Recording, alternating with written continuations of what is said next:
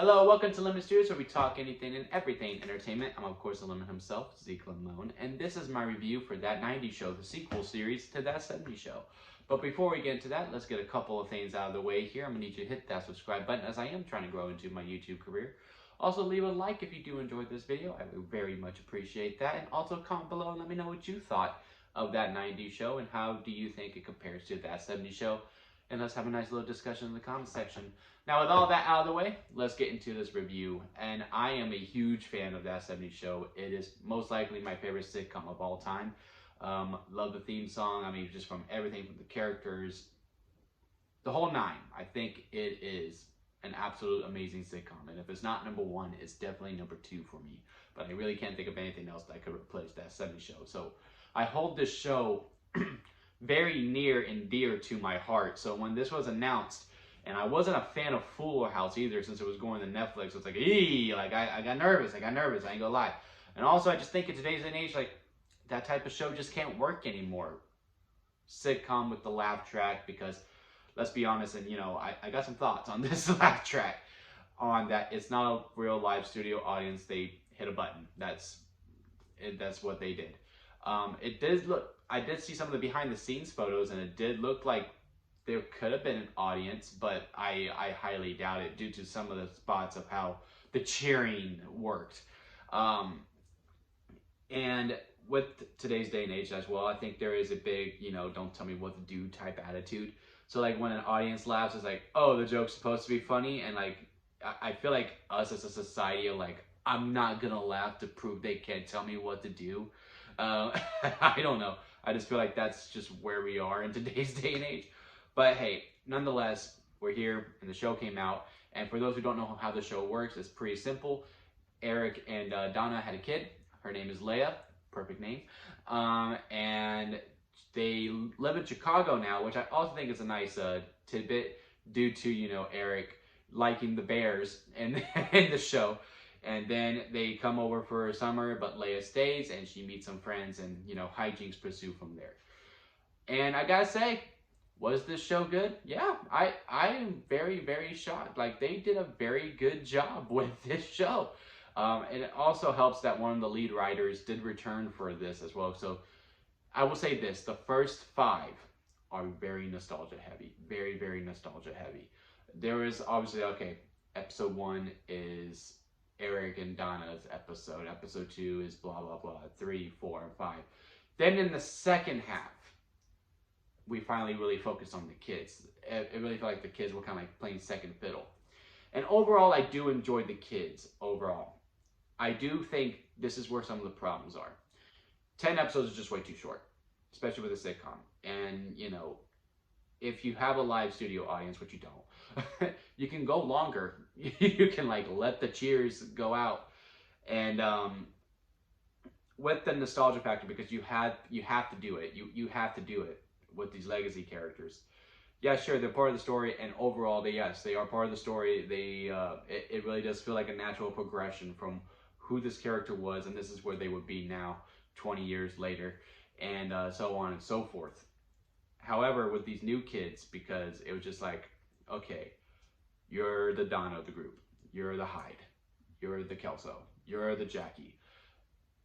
Instead of really letting the characters really be their own characters, if you will. It felt like a shtick at times in the beginning. I do feel like in the second half, once we were really able to focus on the kids and like actually be the 90's show instead of like, hey, you remember this from That 70's Show?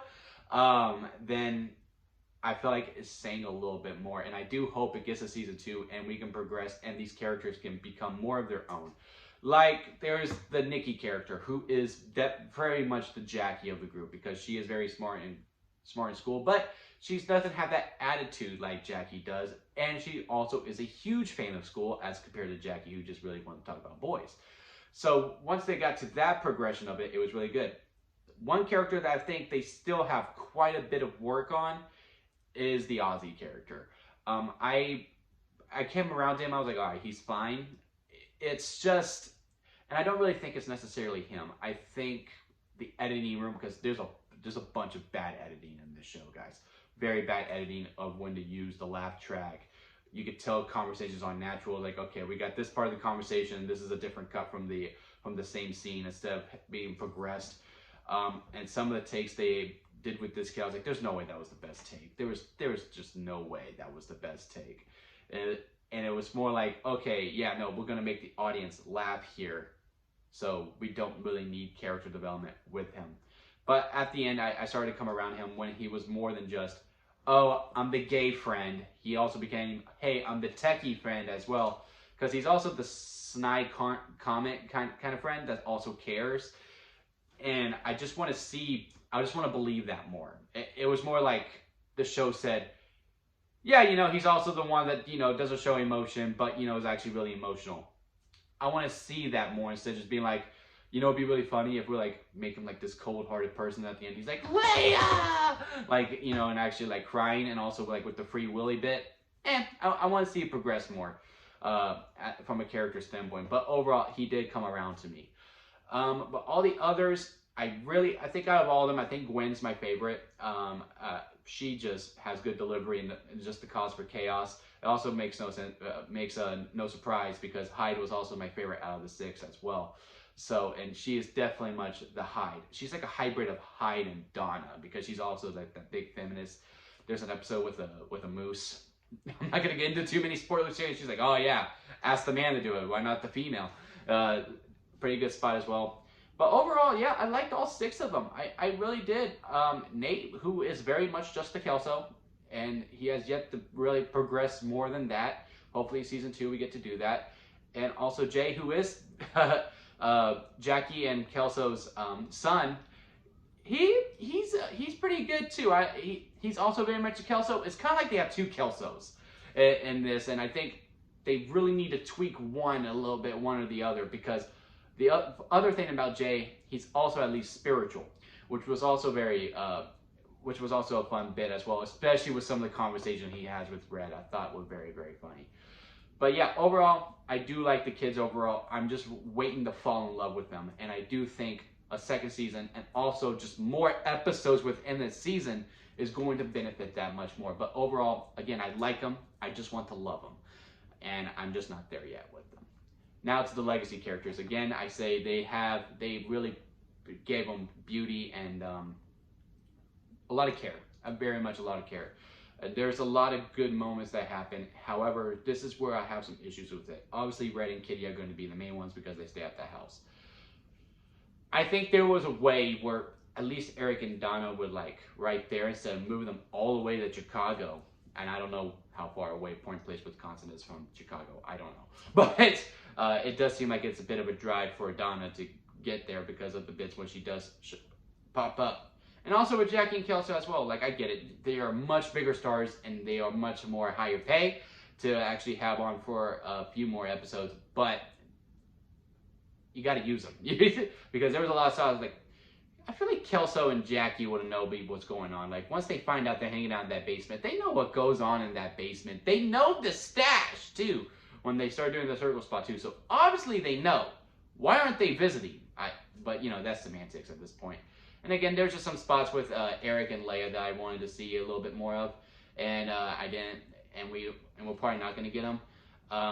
We did get Eric saying foot in the ass, which was really, really good. I'm really, really glad we got that. That was awesome to see. A really good full circle moment. Oh man, I don't know what happened there. And Donna being crazy when when Kitty thinks Leia is gonna have sex. And that conversation was also nice as well. So when they're used, it's done with a tender love and care. A lot of TLC with it, but it's just, I just want more. Like, you know, this is a sequel series. I kind of want to see these characters that I've grown up with to love as parents. What's their adulthood life? What is their adulthood life like? What are the day-to-day operations? How is it like them being upstairs people? And I think there were some ways that, you know, yeah, they live to the side. They live in another house in Point Place, but Leia just hangs out at Grandma and Grandpa's because maybe Eric is an overwatching parent, and this is the only way they can get escape, and Red and Kitty allow it. You know, there's just ways that you could go about it, but it is what it is. Hopefully as seasons progress. And also, I don't know how much longer we can keep up with this only visiting for the summer type bit. They do have some good cliffhangers.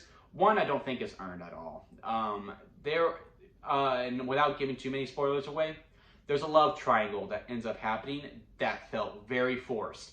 I do think a love triangle could have happened with a set of characters, but I do think there was chemistry between two other sets of characters that I think pivoted it more than to the character that they went with. I do think the relationship could work if they do go the route that they did force down our throats a little bit. But I can't really talk about it without going spoilers. So right now, if you made it this far, thank you for making it 10 minutes in. But here are some spoilers. So in the season, in episode 10, in the finale, Leia's leaving, and Jay, who she's been dating for the whole entire summer, decides to call it off because, you know, long distance relationships suck. And everyone's kind of agreeing except for Nate. Now, this whole time, you know, we've been building up Jay and Leia, and also the friendship between Gwen and Leia as well. There's a chemistry between Gwen and Leia, though, and I'm not sure if it's fully just friendship, to me, personally. And I think this was a good opportunity to really discover, you know, bi representation. Now, look, I'm not bi, and I'm not gay. I'm very, very much straight. So I don't know what to go around that route besides some of the jokes with some, you know, idiot straight teens would say, like, oh, you're bi, so, you know, you'll be fine with a threesome and all that kind of stuff. Like, you know, those types of jokes and, like, tackling those kinds of situations. I don't know. But I do think if we were going to do the love triangle angle, I think that's where it should have went instead of just forcing Leia and Nate to get together. I mean, the scene they did was fine, and it worked overall.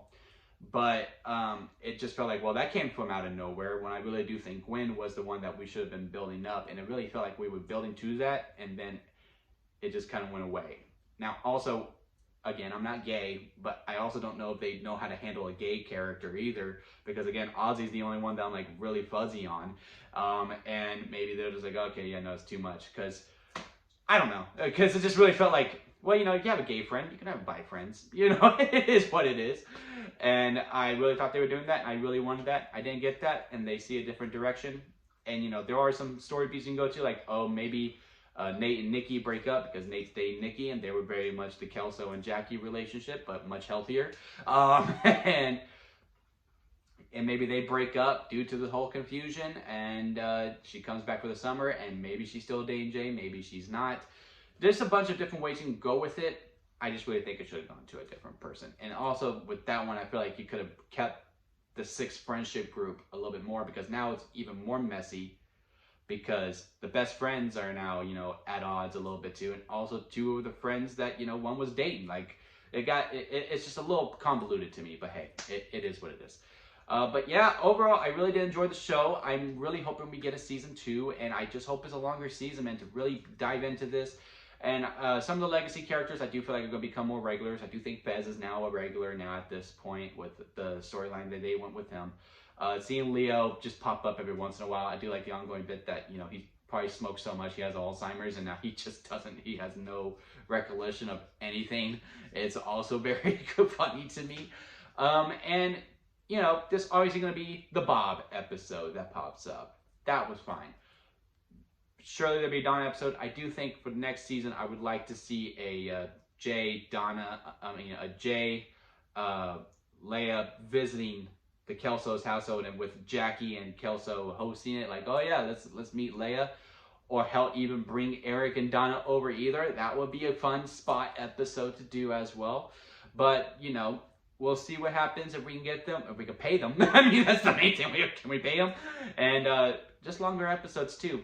Not asking for 45, maybe 25. Go the full 30. Because to me, episode 1 was the best one. I think that one was 28. But yeah, let me know what y'all thought of that 90's show, and comment below. And also like this if you did enjoy it. And also subscribe to me if you do want to help me grow into my YouTube career. And that'll be it for me, guys. And I'll see you next time at Limit Studios.